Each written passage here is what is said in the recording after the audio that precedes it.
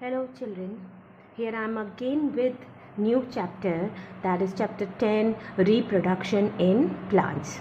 As the word indicates, reproduction. Re means to say something again and again, or to do something again and again. So re means what? Again. And production means what? To produce something. So to produce again and again is called what? Reproduction. And this year we are going to read about how plants produce them again and again, and they are producing by two methods. Children, we are going to read all things in this chapter. So first of all, what is definition of reproduction? All living organisms have a characteristic that they can produce their own kind. Now you have seen that human beings are producing human beings only, like a child, a baby who is again a 1 month old or 2 month old, 2 months old. Then you will find that all the features of that baby are completely like an human being. They are not like some other animal or some other, like a snake reproduces snake only, lion reproduces lion only, the lion produces their own kind. Same way in plants also, a rose plant can produce a rose plant only, a tomato plant can produce a tomato plant only. So living organism, all living organisms, they have some characteristic that they can produce their own kind. A rose plant cannot give rise to a eucalyptus plant or something at hibiscus plants or all. So this means, what is definition of reproduction? The production of the offspring from the parents is called reproduction. Here offspring means what, children? Their children. You can say offspring means their young one. So the production of young one from the parents is called what? Reproduction. And that should be the production should be of their own kind. Now there are two types of reproduction in plant. One is asexual reproduction and another one is sexual reproduction. Now before going to that, how many kinds of reproduction, we must know that plant has two kinds of parts also, vegetative parts and reproductive parts. Last year you have read that what are vegetative parts? The vegetative parts that are very important parts of the plant, and they help in what? Preparation of food, transportation of food, water and nutrients. Like vegetative parts of a plants are what? Roots, which absorb nutrients from the soil, which absorb water from the soil. Then it transports the food to it transport all the nutrients to the leaves. Then it transport the food which formed in the leaves to other parts of the plant. So it transports so many things. And then leaves, what is the main function of leaves? It helps in preparation of food. So which parts of the plant are vegetative parts? The parts which are used by a plant to prepare food, transportation of food, water and nutrients, etc. And the examples of those parts are what? Roots, stems and leaves and branches. And these parts which we can eat also, children. Like some of the plant parts we are eating as a roots, some of the plant part we are eating as a stem, then some of the plants leaves we are eating as food also. So this way we are eating those parts. Like carrot we are eating roots, then this one sugar cane, potato, we are eating what? Stems.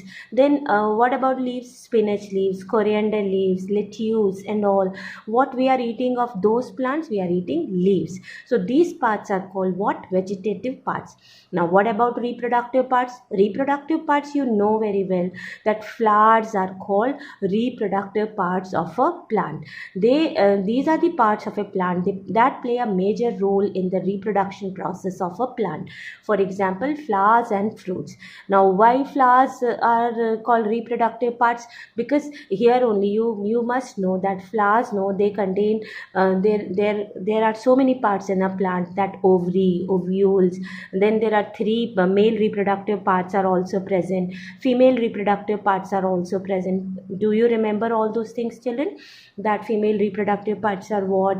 Male reproductive reproductive parts are what? So those that is why we can say that flowers and fruits are what? Reproductive parts. Now coming on to what? Modes of reproduction. I told you that there are two modes of reproduction. One is asexual and another is sexual reproduction. Now asexual reproduction, these plants, in this method, the new plants are produced without using the seeds. They do not use seeds. Then what they use to produce a new plant? They use those vegetative parts of a plant like leaves, stems and roots. So which parts they are using for producing a new plant? They are using vegetative parts of a plant. And in sexual reproduction, what happens? New plants are produced with the help of seeds of a plant. In this process, the flowers of plants participate in reproduction. So which part of a plant participate in reproduction? Flower part of a plant participate in reproduction. Now a plant has no shoot and root. The upper part, which is over the soil, that is called what? Shoot part. And the lower part, which is under the ground, that is called what? Root part. Shoot part always grows upside, root part always goes at inside bottom level. So a shoot is what? A young plant is often termed as a shoot. Generally a shoot is regarded as a part of plant which has stems, leaves and flowers, and root is completely different. Stem, leaves and flowers, that part of a plant is called what? Shoot plant. Understood, children? Now node. It is a part of the stem or a branch of a plant from where leaf arises. So see, this is which one? Node. Where it is shown, see, from the part of a plant from where the leaf is arise, that part is called what? Node. Then internode, the distance between two nodes, that is called what? Internode. That is called what? Internode. Now apical bud is the topmost bud, while axillary bud is here. It is present at the lower part of the branch. Between that, see somewhere. So this is apical bud and this is axillary bud. Now reproductive shoot, this is a flower, then apical bud, then topmost bud is called apical bud, then node, then internode, then apical bud, vegetative shoots, then leaf, blade and petiole. Leaf is made up of blade. This you know that it is a leaf blade, and it is attached with a stem by a thin branch, that is called what? Petiole. Then stem, it is stem, and this is which root, children? Last year we have read this. This is tap root, and lateral branches are there. This is root system. The upper one is the shoot system. So vegetative buds. Sometimes buds are present in leaves that are capable of developing into shoots. Sometimes these buds, they are present on the leaves also. And do you know that on which leaves have these vegetative buds? Bryophyllum. That plant leaf has what? Vegetative buds. So that is capable of developing into shoot. Now first of all, we are going to discuss about asexual reproduction. So again I'll show you one plant. I also have one plant with me. See this one. The flower parts are called what? Reproductive part of a plant, while the leaves, while the stem, branches, then roots, then all those things are called what? Vegetative parts of a plant. So today we are going to discuss about asexual reproduction. Now first one, different types of asexual reproductions are there. First one is what? Vegetative propagation. Now the word only indicates that here which parts are used? Vegetative parts are used. Those are what? Stem, roots and leaves. As the name suggests, this type of reproduction takes place with the help of vegetative parts of a plant. Only one parent can produce the identical offspring in vegetative propagation. Now the main difference between that asexual reproduction and sexual reproduction is what, children? That in asexual reproduction only one parent is required. They do not have any male and female, that a male can't give rise to another plant, or female can't give rise to another new plant. So here what happened? Each plant can give rise to a new plant. So there is only one parent required, whether that is a male or a female. While in sexual reproduction, both male and females are required. So this is the main difference. The second difference is what? In asexual reproduction, children, like what happened, the young one, you can say the young one is identical to the parent.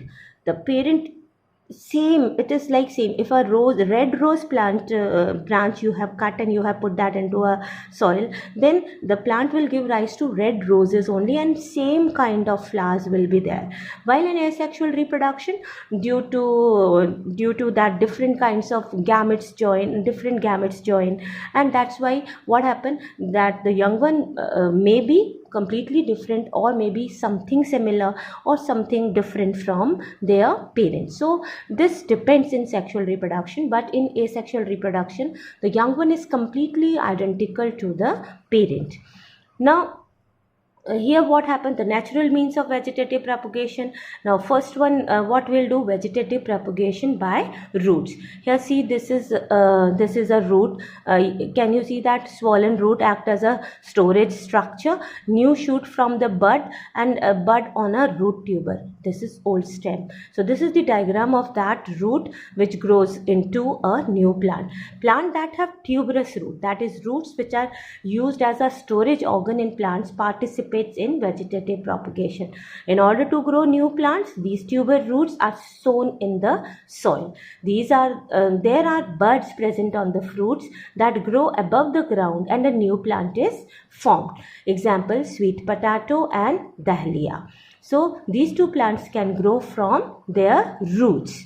Okay, now the next one is what? Vegetative propagation by stem. Now stem tubers, you know that potato is a stem. Now just like tuberous roots, the examples of tuberous roots are what? Sweet potato and dahlia.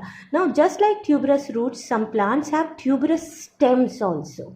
These stem tubers store the nutrients and bear nodes. See, on that germinating eye, buds are present. See, these are the buds. Have you seen sometimes on potato, white color eye buds are coming out? Like if we'll keep that for a long time in our home, then you will find some white buds are coming on the potato. Now these are these buds, these nodes bear buds that form the new plant. So when you pluck these buds from that potato and put that into a soil, it will grow into a new plant. You can do this activity, children, at home again. So this is what nodes, children, it is nodes.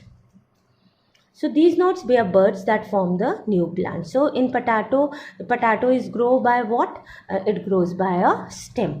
Then runners. Have you seen that mint runner? Runner means this kind of, this is a mint plant, pudina, that mint. So, and strawberry also. Some plants grow along the ground and contain modified stems called runners. These runners contain buds that can produce roots and stem. Example, strawberries. Example, what? Strawberries. Then vegetative propagation by leaves. I told you that in some of the plants, their leaves contain some buds, and when those buds are plucked, or when they dried up and fall into the ground, it starts growing into a new plant. It develops into a new plant. And the example of this is what? Bryophyllum. Okay, so leaf of bryophyllum with buds in the margin. Their margins have these buds. So this kind of diagram you can draw in your notebook also with bryophyllum. Now this is the natural way by which some plants grow naturally, with their buds, with their roots, with their stems and all. But now another method of vegetative propagation is what? Artificial means. Now artificial means the way by which, the methods by which are done by man artificially. That is called what? Artificial method of vegetative propagation. The first way of artificial method is what? Cutting.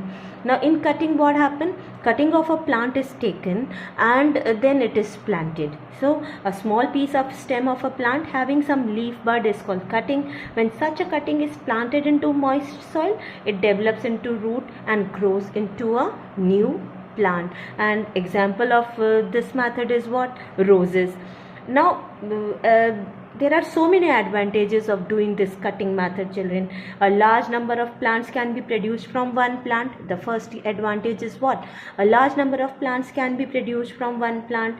Then plants can be grown in lesser time as compared to the plants that grow from seeds. Then the new plants are exact copies of the parent plant. Like if we'll take a rose plant cutting, we'll get the same kind of rose plant, whether that is of red color. If we had taken a cutting of red color rose plant, then the red color roses will grow and of the same characteristics, children. So there are so many advantages of cutting. Now the second method is what, children? Grafting. In this method, what happened? A cutting of a desired plant, a cheyenne, is inserted into a cut in which the branch of a rooted plant stalk of the same species. See, this is the stalk which is grounded inside the soil, which is remain grounded, and the main purpose of stalk is what? It provides the essential nutrients and water, while the cheyenne is the upper one, the cutting of the desired plant which you want, that is inserted into this cut which is done on the rooted plant. And then this stalk and cheyenne are tied together with a thread so that their cambium is a tissue, children, so that their cambium get fused into one. Now what happened? Stalk supplies all this stalk, this is the lower one which is rooted inside the ground. The lower one provides what? All necessary nutrients to the cheyenne, and this technique is very helpful in providing desired varieties of plants and fruits. So, what are the grafting's advantages? Desired varieties of plant, flowers, fruits can be obtained by this method. Then, secondly, what? The plants which cannot be grown from seeds or from cuttings can be grown by this method. Are you getting? So desired variety of plants can be grown by this method, and those plants which cannot be grown from seeds or from cutting method, that can also be grown by this method. So these are the artificial methods of vegetative reproduction. Now what are the advantages of vegetative reproduction? First of all, we can, without looking only, we can say that the new plants obtained by vegetative propagation under the same conditions are genetically identical to the parent plant, like they are exactly the same characteristics they have as they are of parents. Secondly, fruit trees and flower plants grown by this method start giving fruits and flowers in lesser time than that can be grown from the seeds. So the flowers and fruits can grow very fast by this method, by you can say grafting method. Are you getting? Third one, plants which do not produce seeds can also be grown by this methods, this asexual methods or vegetative propagation methods. Then this method is very economical and less time consuming. So there are so many advantages of vegetative propagation. Are you getting all those? Next is what, children? Next is budding. Now budding is done in which organism? Yeast. Budding is done in yeast. Now yeast is not a plant, children. It is what? It is an fungi. It is an fungi. So and you know that yeast is a non-green plant. It is a non-green plant. It cannot prepare its own food also. So so what happened in yeast plant? A bulb-like projection formed over on the body of an organism. This is that bulb-like projection which is formed on the body of an organism. A bulb-like projection formed on the body of organism, and that is called what? Bud. The nucleus of the parent body divides into two. Then what happened? That nucleus of the body divides into two, and one of the nuclei goes into the bud. When the buds get matured, it detaches itself, it separates itself from the parent body and becomes an independent individual. So this is a yeast, then it starts growing a bulb on its body. Then the nucleus of this yeast cell, it goes inside, it divides, the nucleus divides, and half of the nucleus goes into that bud, and then the bud starts growing, and when it becomes mature, it separates itself from the parent plant and grow as a individual plant. And sometimes what happen in budding, a chain of buds are formed, on a yeast cell, and this way they can make their growth more faster. And these chain of buds, what happen, when they detaches, they grow directly into 3 more yeast cells, and that way they can reproduces very fast. So this way the reproduction of budding occurs. So what happened, again I'll read it. It is not a plant, it is a fungi. It can propagate every few hours if the proper amount of nutrients are available to it. And it grows when that enough amount of nutrients are available, then only they'll reproduce. So favorable conditions are required in yeast also. And the bud grows gradually and gets detached from the parent yeast. A new cell then grows, measures, and produces more cells. The next method is which one, children? Fragmentation. Now fragmentation method occurs in which microorganism? It occurs in algae like Spirogyra. It occurs in algae like Spirogyra. So this Spirogyra, it reproduces by the process of fragmentation, in which they divide themselves into multiple parts. Actually, this Spirogyra is made up of it has a long ribbon-like filamentous body or fragmented body, which can break up into 2 or more parts. Those which can break up into 2 or more parts. So here, this way they can reproduces. The breaking of a body into 1 or 2 parts is called what? Fragmentation. So it divides its body into 2 parts, and that breaking is called what? Fragmentation. So it actually has a fragmented body only, and those fragments divide, and this way, and it also reproduces when they'll get enough water and nutrients. It fragments and grows into 2 individuals, and this process continues, and algae multiply quickly in a short period of time.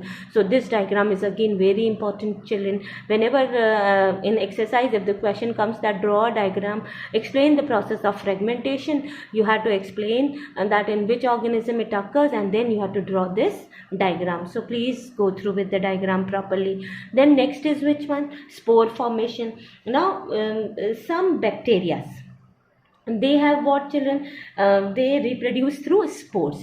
Now what are these spores? These spores is a single cell reproductive body which is covered by thick hard protective coating. This is a single cell body which is covered by hard protective cover.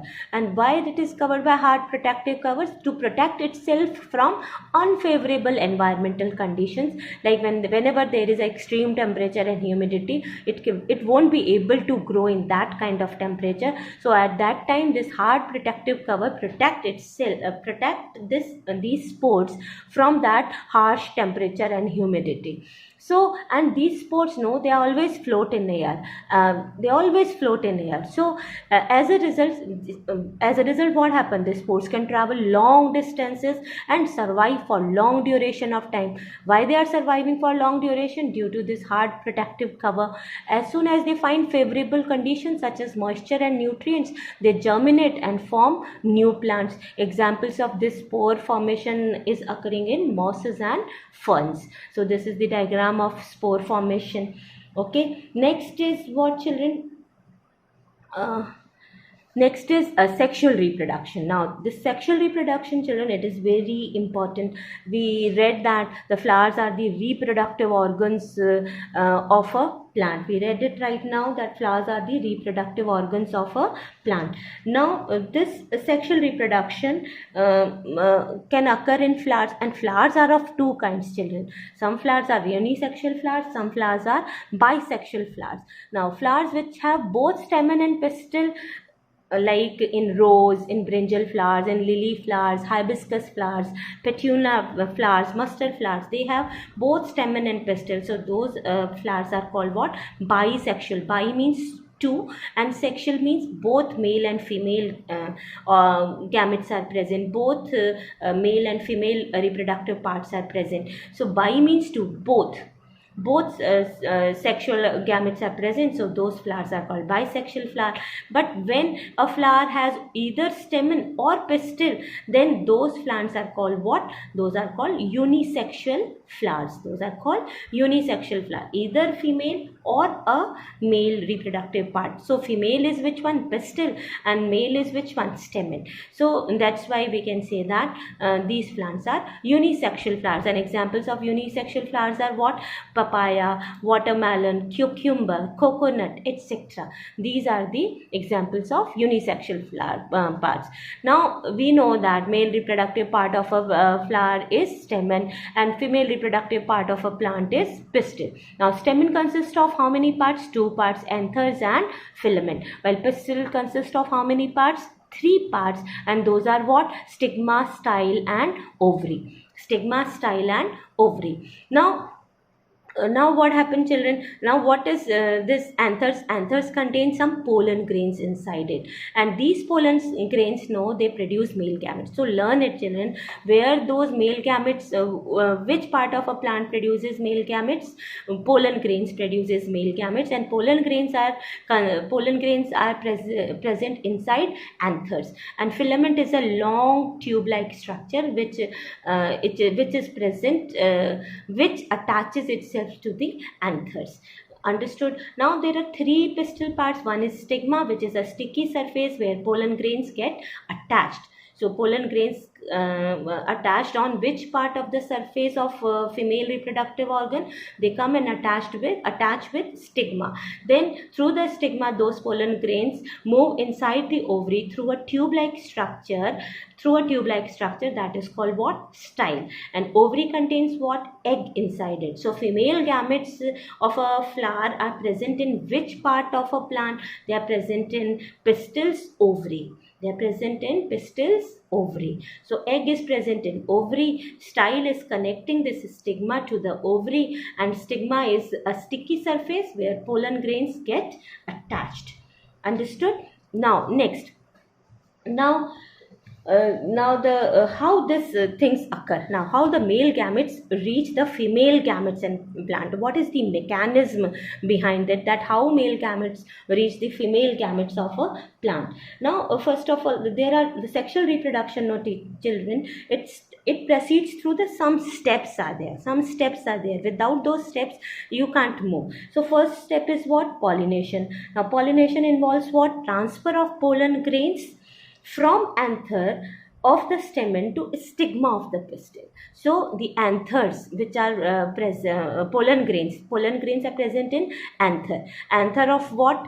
Anther of stamen. That has to be transferred to the stigma of the pistil. So this is called what? Pollination. Pollination is a process in which pollen grains are transferred from anther of the stamen to the stigma of the pistil. Now after pollination, which process will occur? Fertilization will occur. Now in fertilization, what happens? Male and female gametes, they fuses and form a zygote. Then later on, what happens? Formation of a seed occur, then formation of fruit occurs, and then the seed germinates into a new plant. Fine. So first of all, we are going to read about pollination. So again I'll tell you that how these male gametes reaches female gametes. Male and female gametes, they fuses in the ovary and they form a zygote. And when this male gametes reach the female gametes by the process of pollination, before they reaches to the to form a zygote, they should come in that process by which they come in contact with each other. That process is called what?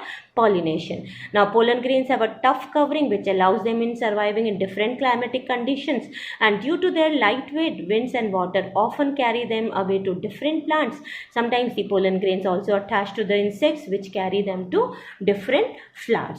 So this pollination, children, this is again of two types.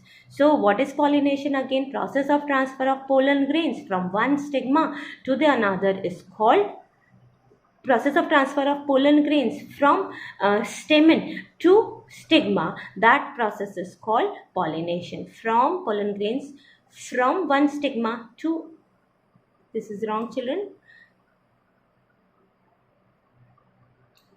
from stamen to stigma of pistil is called pollination. Understood? From stamen to stigma of pistil is called pollination. Are you getting? Now pollination are of two types children, self-pollination and cross-pollination. Self-pollination is also called autogamy. Cross-pollination is also called xenogamy. Now self-pollination, which takes place within same flower or between two flowers of the same plant.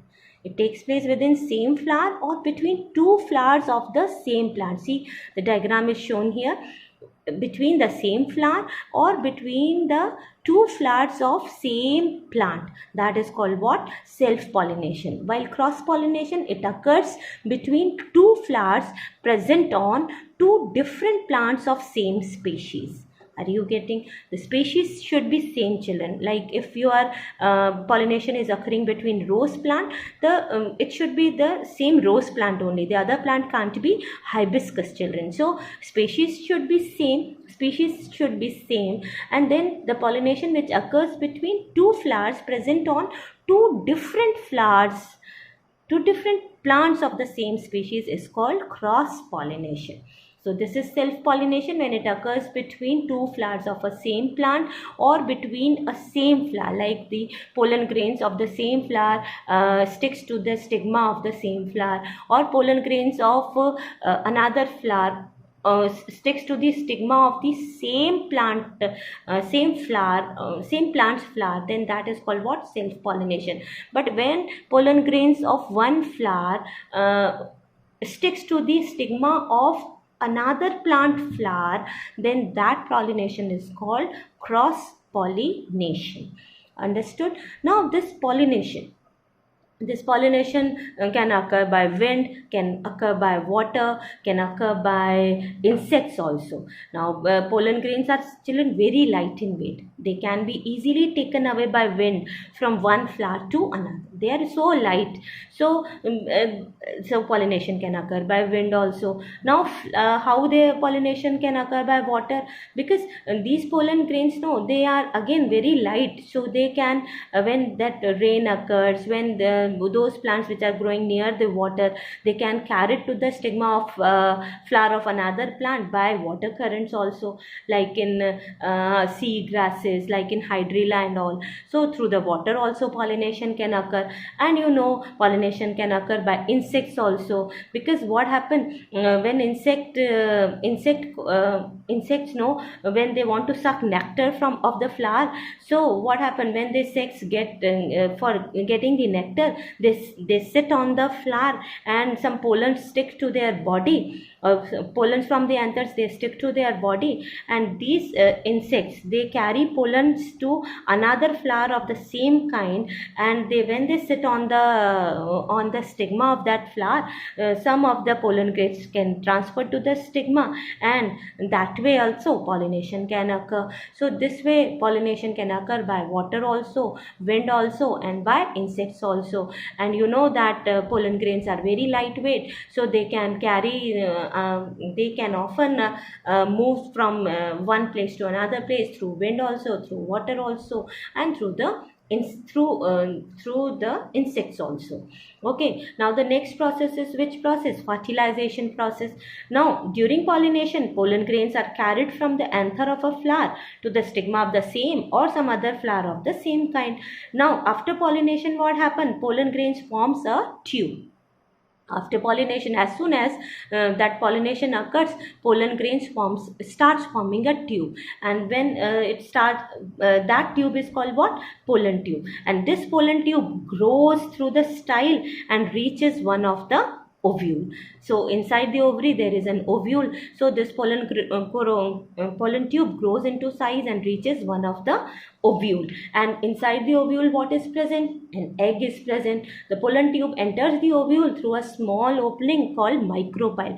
This small opening is called what, children? Micropyle. What that is called? Micropyle. Spelling of micropyle is MICROPILE. Now pollen tube, no, it contains male gamete. One of the male gamete passes through the pollen tube and reaches the egg in the ovule. So pollen tube carries what? Male gamete, and out of those male gametes, one of the male gamete enters into the ovule, and inside the ovule egg is present, and it fuses with that egg and produces what? Zygote. What it produces? Zygote. And this fusion of male and female gamete is called what? Fertilization. Or you can say the formation of zygote is called what? Fertilization. And then that zygote develops and turns in an embryo. And then that zygote will develop, it will divide, it will multiply and change into embryo. Fine. So again, children, listen, as soon as that pollination occurs, over that style, when what happened, how would the pollination occur? When pollen grains comes in contact with the stigma, that pollination occurs, and pollen grain forms a tube, and that pollen tube starts forming and grows into a long pollen tube into which part of a pistil? Into style part of a pistil, and through that style it goes into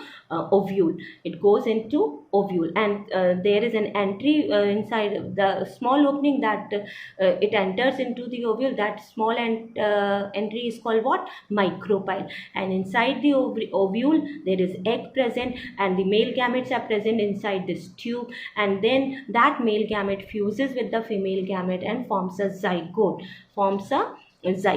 And this way fertilization occurs. Now after the fertilization, the petal, stem and style and stigma of the flowers fall off, and the sepal dries up and holds onto the ovule. Only the ovary remains. It contains the fertilized ovule. Then each fertilized ovule contains a zygote.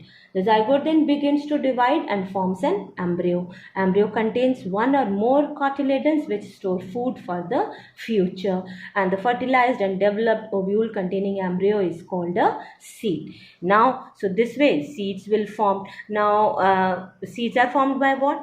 After fertilization process, ovary of flowers glows and develops into a fruit. The remaining part of the flowers fall off. The ovule develop and form the seeds of the fruit. The embryo is enclosed inside the seed. Some fruits are fleshy and juicy, such as mango, apple and orange, and some fruits are hard like almonds and walnuts. And this way that whole process occurs.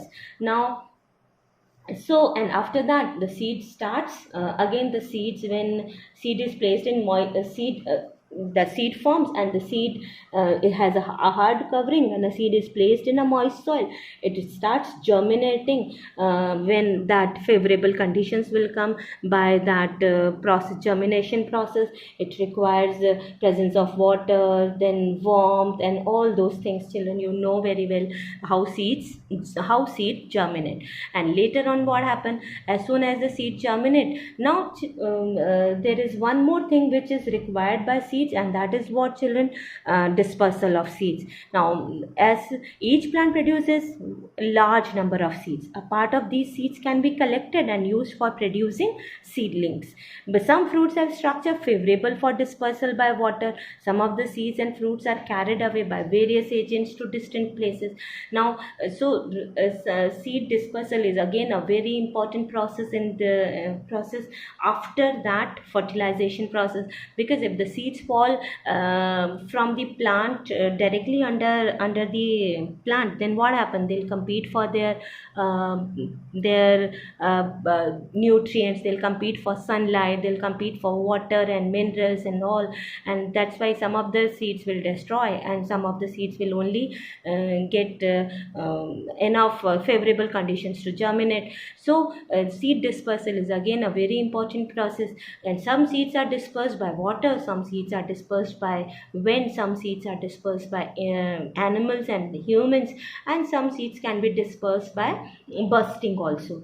So here I have given you a tabular form, that which seeds are dispersed by wind: drumstick, maple seeds, grasses because they are lightweight, then ack, which is hairy seed, sunflower. So these are light in weight, they can disperse by wind. Then some seeds which are growing near the water or oceans, then those seeds can be dispersed by water, because they have what, they are spongy and fibrous coating, so they float in water and they can be dispersed by water. Some seeds can be dispersed by animals or humans, like spiny seeds like xanthium and urena get attached to the bodies of animals and dispersed by animals.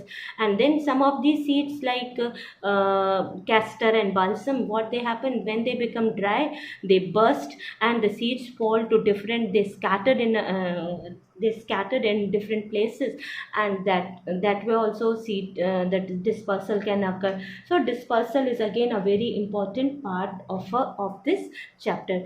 Seeds need to be dispersed properly. So children, here this chapter ends. Please go through with the explanation again and again.